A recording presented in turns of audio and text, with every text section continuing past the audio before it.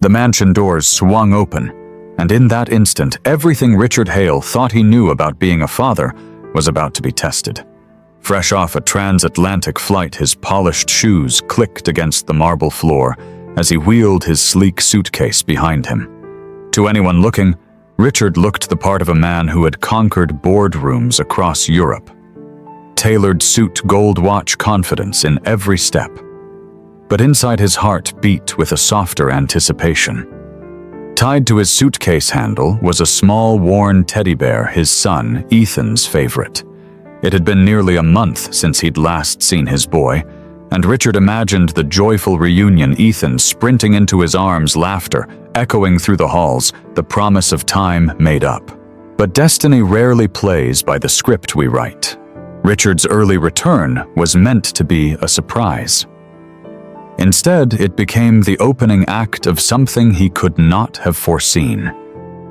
With every step deeper into his quiet home, his chest tightened, not from the weight of travel, but from the weight of absence. He pictured Ethan's wide blue eyes lighting up when he saw him, imagined the warmth of a hug stronger than any victory he'd earned overseas. Yet beneath his excitement was a truth he didn't want to admit. Money and success had kept him away, leaving Ethan to sleep in an empty room night after night. Richard was about to learn that surprises don't always come wrapped in joy. Sometimes they arrive hidden in shadows, waiting in the very heart of home where love had been missing for far too long. Richard's footsteps slowed as he reached the kitchen doorway, his hand still resting on the teddy bear tied to his suitcase. What he expected to find was silence, maybe the faint hum of the refrigerator or the aroma of a late supper. Instead, the sight before him rooted him to the floor. At the counter stood a young black woman he did not recognize. Her gray apron wrinkled her shoulders, trembling as if the weight of the world pressed down on them. Her face was turned away, but the sound of her muffled sobs filled the room like a secret that could no longer be contained. Wrapped tightly around her waist, clinging with all the strength his small arms could muster, was Ethan, Richard's only son.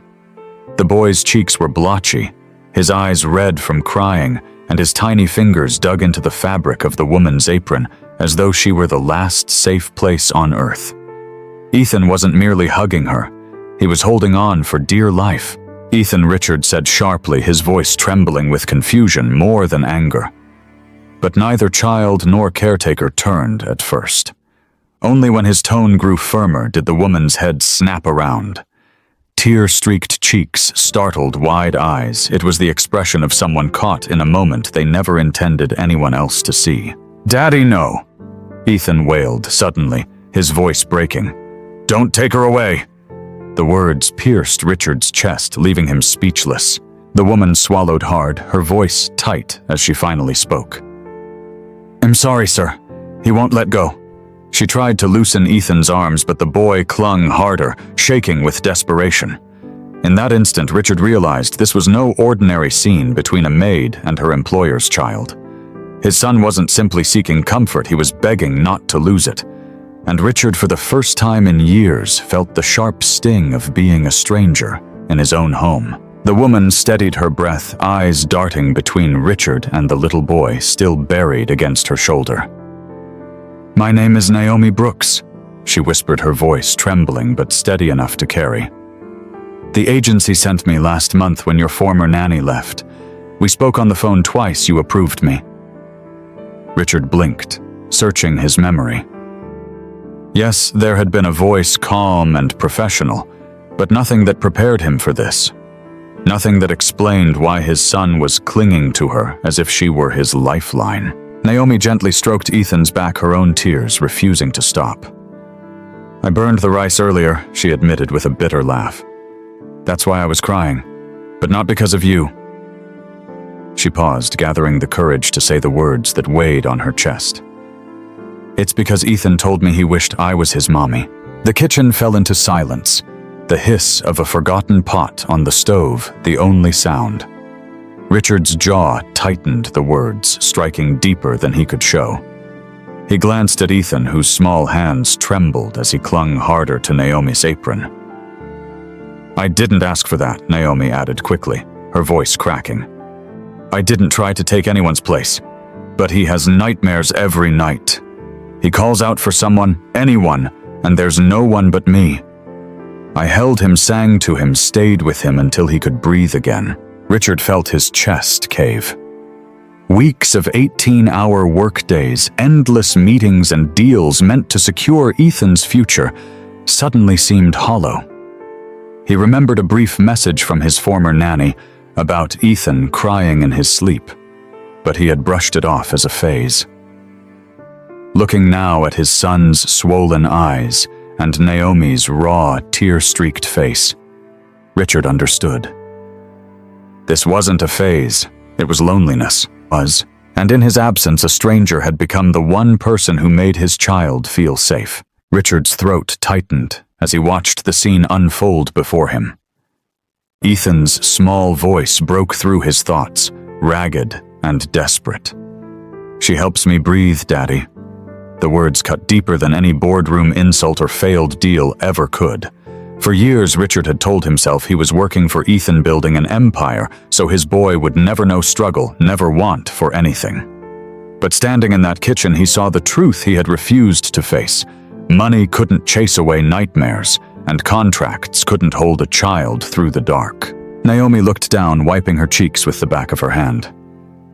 "I'm not asking to stay," she said softly, though her voice trembled with something unspoken. "I didn't realize how deep I was in until he said that." Her gaze flickered toward Richard, equal parts fragile and unyielding. "He needed someone, Mr. Hale. And I was here." For the first time in his life, Richard felt words slip from him, leaving only silence. He had commanded entire floors of executives, dismantled competitors with sharp precision, but now, before a crying child and a woman he barely knew, he was powerless. His polished image cracked as guilt settled heavy in his chest.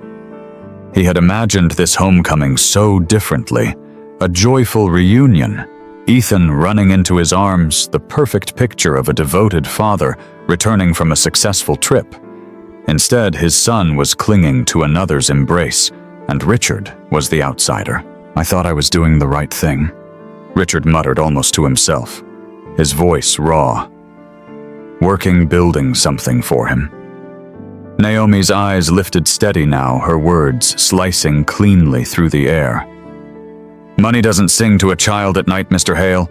It doesn't hold their hand after a bad dream." And with that, the carefully constructed walls Richard had built around his choices began to crumble. Ethan pressed his face deeper into Naomi's side, his small voice muffled but urgent. "Don't make her go, Daddy. Please." The plea unraveled Richard from the inside out. He had returned with gifts, convinced they could patch the distance, but now he saw how shallow those gestures were. His son wasn't begging for toys or trips or the promise of a brighter future. He was begging for presents, for love he could touch. Richard opened his mouth, then closed it. The words caught like gravel in his throat. Naomi, steadying herself, placed her hand gently on Ethan's head. "It's okay, sweetheart," she whispered, her voice firm but soothing. "No one's mad at you." Her words weren't just for Ethan, they were for Richard too, though they carried the weight of a reprimand wrapped in compassion.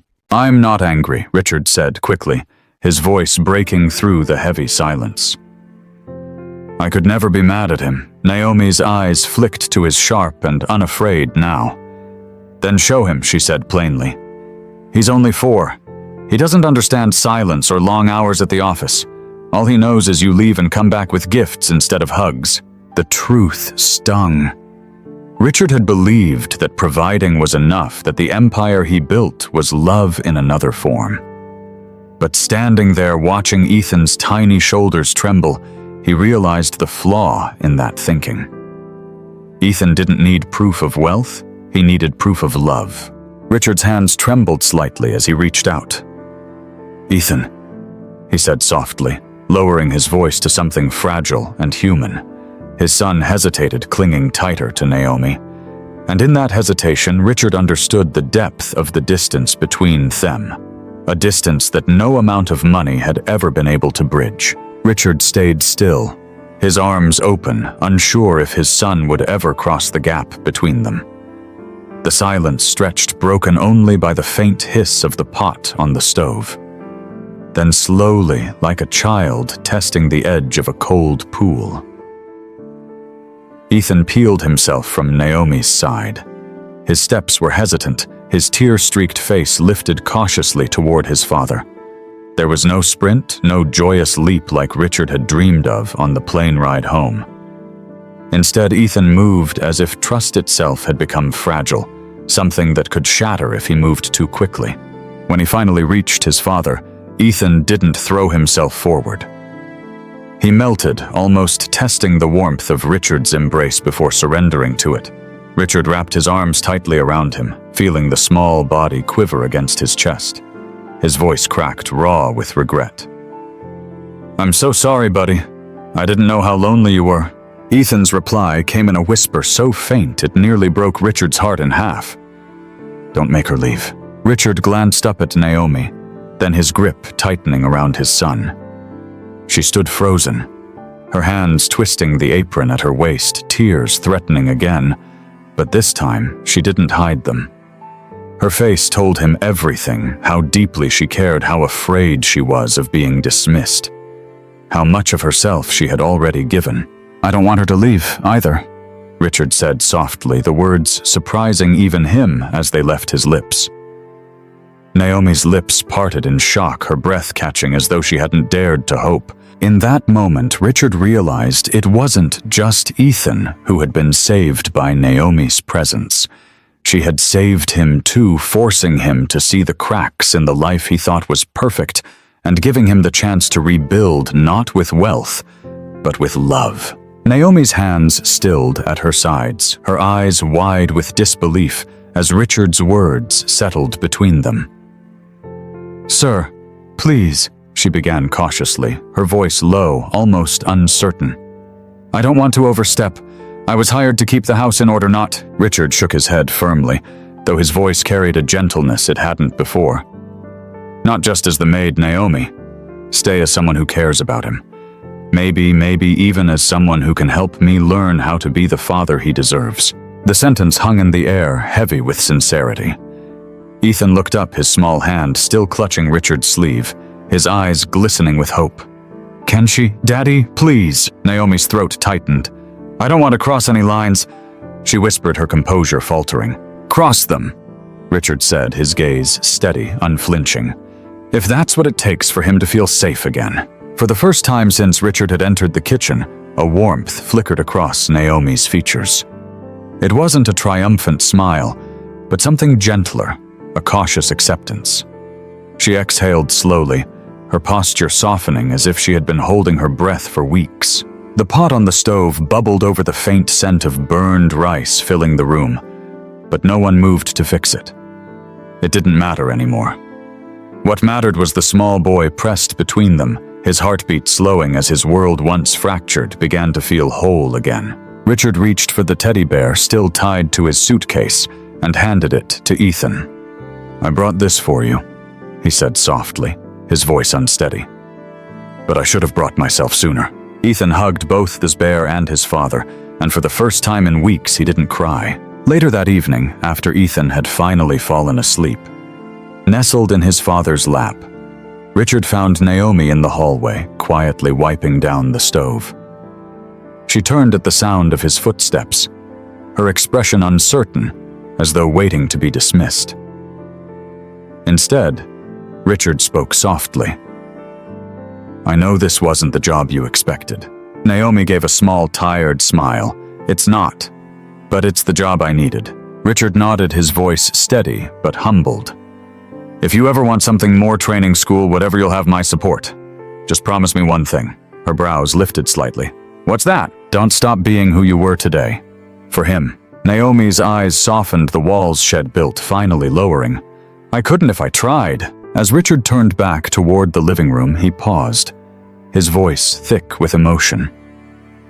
"Naomi, thank you for saving my son." She didn't answer with words, only a quiet nod before returning to the stove where a fresh pot of rice had just begun to simmer. True love isn't measured by the wealth we leave behind, but by the presence we give today. Children don't need empires built in their name. They need laughter at the dinner table arms to hold them after nightmares, and someone who shows up when it matters most. What about you? Have you ever realized that the smallest acts of love mattered more than the biggest sacrifices? Share your story in the comments below. Love to hear it. And if this story touched your heart, don't forget to like, subscribe, and ring the bell so you never miss another tale of love, redemption, and second chances.